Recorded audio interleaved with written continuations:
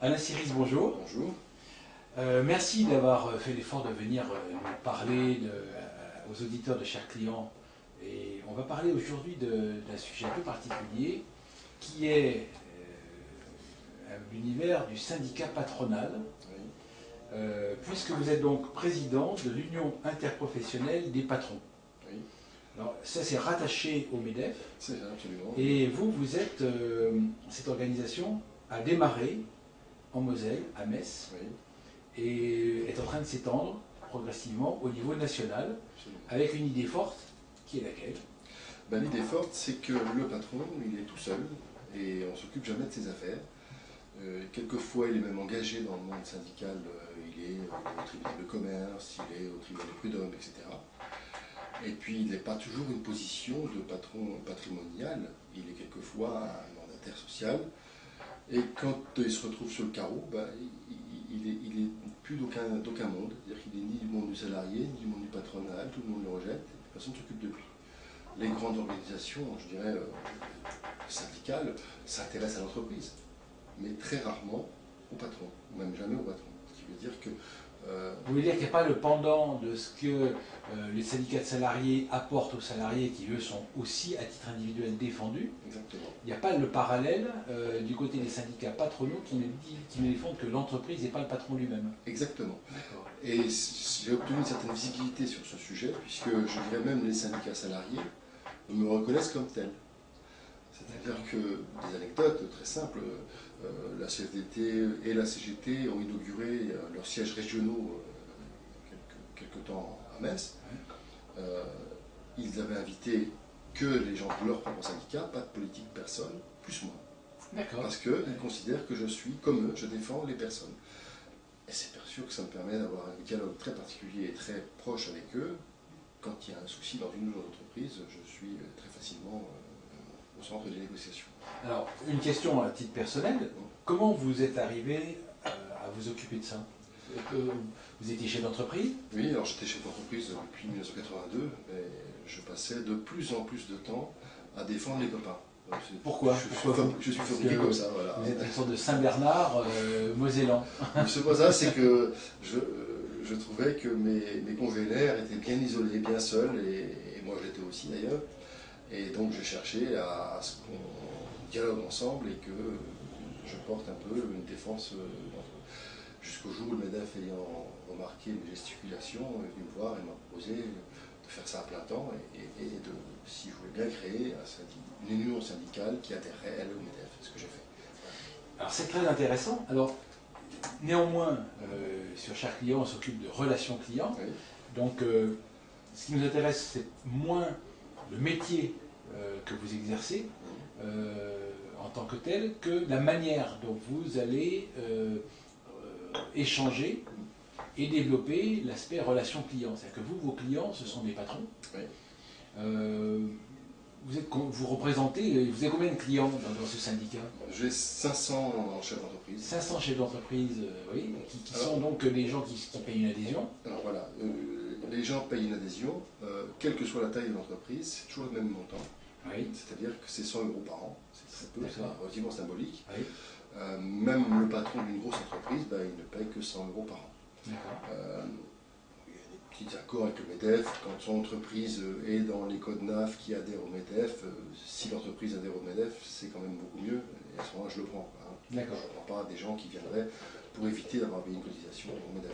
D'accord. Maintenant, justement, ce qui est particulier dans la relation qu'on a avec nos adhérents, c'est que quand ils téléphonent, ils n'ont pas affaire à un stagiaire Bac+2, ni une gentille secrétaire qui ne connaît rien, pour expliquer que leur femme est partie avec la caisse et il faut qu'ils demandent 300 000 € à leur banquier. Ils ne pourront pas en parler, ils n'en parlent qu'à moi. Et donc c'est une relation tout à fait type confessionnal, je dirais, et donc il n'y a pas d'étage ou de barrière entre les adhérents et moi. Et d'ailleurs, quand nous allons créer d'autres centres union interprofessionnelle patronale, des patrons, par exemple à Lyon, ça sera une personne qui sera bien identifiée, et ce sera cette personne-là, ils auront un numéro direct pour l'avoir, pour avoir affaire à lui et pas d'intermédiaire, justement. Donc ça, c'est vraiment pratiquement de l'orfèvrerie en matière de relations clients, c'est que vous Oui. n'avez pas de service client, vous n'avez pas de hotline. Non, justement, c'est tout l'inverse. C'est l'inverse de ça, c'est que Oui. vous êtes en train de tuer le métier. Non, mais c'est un tout petit créneau, on prend pas beaucoup de... Et donc, alors, néanmoins, il faut que vous soyez joignable. Ça veut dire que si vous avez, il ne faut pas que les 500 vous appellent en même temps, c'est bien sûr. Non. C'est-à-dire que comme vous avez des problèmes qui concernent un peu tout le monde dans votre territoire, là, vous avez... Je fais quelques grands-messes, hein. Je fais une réunion mensuelle où, sur des sujets pointus, donc on a 20, 30, 40, 50 personnes qui viennent. Je fais venir, parce qu'on travaille beaucoup sur le militantisme, donc quelques avocats militants repérés, quelques experts comptables pour parler d'un sujet, ou quelques membres de l'administration pour parler d'un sujet bien précis et traiter des cas particuliers. Et puis tous les 3 mois, nous avons une réunion plus importante, à 300, 350 personnes, sur un sujet plus général, ou sur des témoignages, des choses comme ça. Et c'est vrai que nous ne réglons pratiquement que des cas personnels. Je dirais mon téléphone est toujours ouvert. Est-ce que vous avez un site internet? Alors nous avons un site, nous avons ce qu'on appelle un blog. Vous avez un blog, oui. C'est un site, hein, Oui. WordPress. Hein. D'accord. J'ai la marque, ça. Et donc effectivement, mais c'est plus une vitrine. C'est pas là que les gens iront se plaindre. Est-ce que vous y indiquez un certain nombre de choses fondamentales qui sont des principaux points à savoir, à quoi... Ce qu'on fait, oui. Voilà. Oui. Ce que vous faites. On dit ce qu'on fait, c'est une petite vitrine de ce qu'on fait, mais elle n'est pas parfaite. Mais il n'y a pas de contenu, vous ne délivrez pas de contenu à travers ce Non, blog. non, effectivement. Vous faites du cas par cas. On fait du cas par cas et on explique les programmes de réunion. Donc, voilà. Et est-ce que vous avez le sentiment que... C'est quoi la tendance? Vous allez donc ouvrir sur le même modèle en trouvant d'autres Saint-Bernard régionaux, des gens qui vont rester proches des patrons. Voilà. Des patrons qui sont quasiment à la retraite généralement, parce que je dirais mes adhérents aiment bien le fait que je sois un peu plus âgé qu'eux. D'accord. Je suis une sorte de grand frère. On n'est pas dans les banlieues, mais bon. Oui. entre patrons. Au départ, les gens se donnaient mon numéro de téléphone comme on donne le numéro de téléphone d'un bouteux. On a tout essayé, on a essayé l'expert comptable, l'avocat. Mais si vous voulez, j'utilise des moyens, enfin, je repars sur le fond, et j'utilise des moyens que d'autres s'interdisent.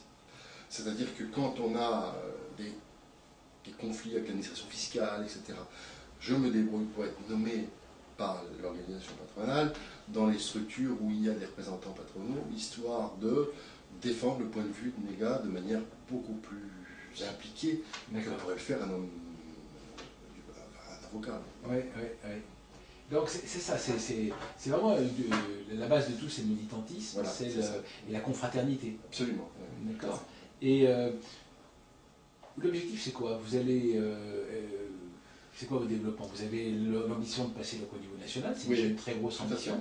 Donc il va falloir coordonner des implantations régionales, ce qui va faire que votre téléphone sera moins disponible probablement. Pas vraiment, parce qu'on répartira les zones géographiques en fonction de la capacité de chacun à être disponible, quoi, je dirais. Mais l'idée, c'est que ce responsable régional, comme je le suis, soit disponible. Il faut que... moi, je sois des... Parce que vous savez... Et il faut qu'il soit aussi influent. C'est que ce que vous proposez à vos clients, c'est le fait de pouvoir intercéder pour eux. Et pour intercéder pour eux, il faut que vous soyez effectivement aux bons endroits, avec la capacité d'intervenir pour défendre leur position de la manière la plus efficace possible. Absolument. Mais je dirais, le fait d'être adossé au MEDEF est très important, puisque le MEDEF, c'est un bras long très important. Et si on sait se servir, entre guillemets, des structures du MEDEF, on peut arriver à faire avancer les dossiers sur plein de sujets. D'accord. Et le moyen de piloter et d'attirer davantage de patrons, c'est de vous faire connaître. Absolument. Comment vous vous faites connaître? On se bouche à oreille ou autre chose quand même? Ça dépend des périodes. Quand je suis plus disponible, quand je suis moins disponible, c'est simplement bouche à oreille. Quand je suis plus disponible, on multiplie les réunions d'informations sur les sujets et c'est le prétexte à faire venir de nouveau. J'ai plein d'anecdotes assez drôles. Un jour, j'ai quelqu'un qui me téléphone, il me dit j'ai reçu votre téléphone, monsieur Attel m'a donné. Je ne connais pas qui. Je peux venir vous voir? Je dis oui, alors je lui explique où c'est. J'ai un bureau MEDEF. Le gars arrive, discute, et puis il me dit voilà, j'ai un problème avec mes banquiers, ils ne veulent pas me financer, tel investissement, etc. Je dis vous avez une affaire de quelle taille? Il me dit j'ai 4 salariés, c'est bien. Je lui dis écoutez, on va voir, hein, la relation avec les banquiers j'en connais beaucoup ici, et si c'est possible, on trouvera une solution. Et puis il me dit mais c'est peut-être parce que je ne vous ai pas tout dit qu'ils ne veulent pas me financer. Je dis qu'est-ce que vous n'avez pas tout dit? Parce que par ailleurs je suis salarié. Je dis c'est pas grave. C'est pas gênant, si vous êtes salarié, vous êtes patron d'entreprise à côté, moi, vous êtes dans mon créneau, je vous défends. Mais peut-être aussi, je ne vous ai pas tout dit, parce que je suis syndicaliste, salarié. Je dis, bon, c'est pas grave, de toute façon, ça ne me dérange pas, vous êtes un patron, je vous défends. Oui, mais je suis à la CGT. Puis je suis responsable local de la CGT, puis je suis président de la CGT. Mais je m'en fous. Vous êtes un patron, je vous défends. Hein. Et puis bon, on essaie de trouver des rendez-vous avec des banquiers qu'on obtient. Et puis je dis, bon, on va aller voir les banquiers, puis on va essayer de défendre votre dossier, puis on va essayer de le présenter le mieux possible. Et au moment de partir, il me dit, mais on est où ici? Ben, je dis, au MEDEF. Il me dit, vous remettez-vous, il n'y a pas de problème. Ah oui, effectivement. Oui. Et est-ce que vous ressentez que le besoin s'accroît? Il y a de plus en plus de patrons qui ressentent le besoin d'être défendus. C'est quelque chose qui se vend bien. Vous êtes un peu seul sur votre créneau, si j'ai bien compris. Oui, absolument. Et donc, c'est une situation un peu de monopole, ce qui n'est pas forcément désagréable. Oui. Mais en même temps, quand on est en monopole, il faut faire l'effort soi-même de porter en plus votre parole à un message global, quoi. Donc ça, vous, c'est pas très difficile. Les gens ressentent ce besoin. C'est facile à vendre vos services? Oui, c'est facile à vendre. Ça dépend en quelle tranche d'entreprise. Oui. Les toutes petites entreprises, les gens adhèrent quand ils ont besoin. Oui. Ils n'adhèrent pas une année, en début d'année, parce qu'on ne sait jamais. Si ont vraiment cours d'année, ils viennent et puis ils adhèrent. Par contre, les entreprises, toutes les plus importantes, ou les patrons d'entreprises les plus importantes, adhèrent immédiatement sans aucun souci. Et je dirais que au-delà des services qu'on peut leur rendre, on arrive à leur rendre bien souvent, même à des gens assez importants, je dirais. Ce qu'ils aiment bien, c'est l'ambiance et je dirais la mise en commun avec des semblables. C'est un contact qu'ils n'ont pas, je dirais, par ailleurs. Voilà. Ils l'ont, pas sur ce sujet-là, mais ils l'ont au MEDEF ou ils l'ont à la CGT. Au MEDEF, mais au MEDEF, on parle d'entreprise. On ne parle pas de conditions personnelles. D'accord. C'est vraiment intéressant. Est-ce que vous avez l'impression que le besoin s'accroît? Oui. Alors le chef d'entreprise est de plus en plus seul aujourd'hui. Il se retrouve confronté à toutes les... Je dirais qu'il y a une illustration très simple, mais c'est pas pour les plus grosses entreprises, mais c'est une caricature qui va assez facilement expliquer ce que je veux dire. Dans les petites structures, comme dans la population, on entend que tous les malheurs qui nous arrivent, c'est de la faute de la finance, donc des banquiers. Donc, chacun, et tous les chefs d'entreprise ont une espèce de mission, comme ça, même les tout petits, ils disent, moi, je vais aider mon pays et je vais embaucher des gens.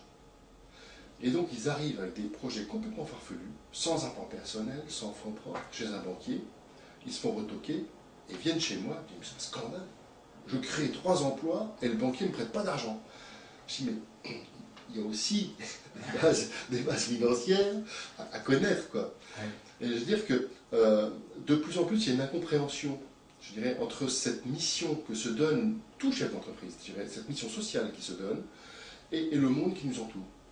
Et même si le chef d'entreprise a une culture et sait beaucoup de choses au niveau de la finance et pourquoi les choses se passent ainsi, il y a malgré tout dans sa mission de chef d'entreprise quelque chose qui devient assez étranger à notre monde. Et donc, je dirais le fait de pouvoir en parler avec d'autres, le fait de pouvoir se réunir, ça l'aide à mieux comprendre ce qui se passe autour de lui. Voilà. Et quel genre de service, aujourd'hui vous rendrez un service un peu sur mesure pour arranger des situations conflictuelles, de détresse, etc. Est-ce que vous envisagez d'autres types de services, qui sont des services peut-être mutualisés, c'est un peu ce que vous faites déjà, parce que ces 100 € ne couvrent pas ni le temps que vous pourriez passer, ni même un secrétariat sérieux. Donc c'est forcément beaucoup fondé sur le bénévolat, etc. Est-ce qu'il y a d'autres moyens de générer des ressources pour votre activité qui seraient des services que les gens achèteraient en plus, qui seraient dans le prolongement de ce que vous avez commencé à faire? J'essaie d'éviter ça. J'essaie de rester sur la base du pur militantisme et d'arriver à adosser, je dirais, par exemple, les besoins de secrétariat ou un petit peu de logistique sur la volonté d'un responsable qui peut faire porter ça par sa société, moyennant quoi il rayonne un peu plus qu'un autre, donc ça lui permet de justifier, je dirais, économiquement cet adossement. Mais non, je pense que moi je voudrais rester justement dans le pur militantisme, pour justement ne pas, parce qu'après on fait un MEDEF, on trouve le même service qu'on peut trouver partout ailleurs. Ça sert à rien de faire ce que les autres font très bien. Quoi.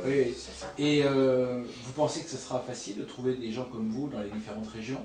Oui, je crois qu'il y a un tel besoin, et puis il y a une telle frustration, et je ne parle pas du monde patronal, mais je parle des patrons. Une telle frustration. J'étais hier à une réunion où il n'y avait que des patrons d'entreprise, même de branches en MEDEF, et il y a un tel décalage entre ce qu'ils vivent et ce qu'on nous dit dans les journaux. Donc ils sont tellement porteurs d'un message différent que trouver des vecteurs comme celui-ci convient à beaucoup de gens. Et simplement, ce qu'il faut, c'est que j'arrive à ne pas vouloir, que j'essaie de ne pas me développer trop vite pour qu'on puisse faire les choses de manière coordonnée et puis que ça reste une équipe de militants, je dirais. C'est bien le club de foot du coin que je veux faire, c'est pas le PSG, quoi. Écoutez, merci parce que c'est vraiment un exemple d'une relation classique, pas très classique, mais il y a bien une offre et il y a bien des clients, il y a bien un marketing, il y a bien une différenciation, et cette relation client, elle est vraiment au cœur de votre réussite, parce que c'est parce que vous leur rendez vraiment le service qu'ils attendent que ça se développe sans beaucoup de moyens, et c'est extrêmement économe et rationnel comme organisation, et en même temps, c'est quelque chose qui est utile et devrait se diffuser simplement. Et c'est vrai que cette stratégie que vous avez pour apporter de bons services, et c'est la seule condition pour laquelle ça existe encore, c'est parce que le service rendu est celui qui est attendu. Merci de ce témoignage. Merci beaucoup. À bientôt.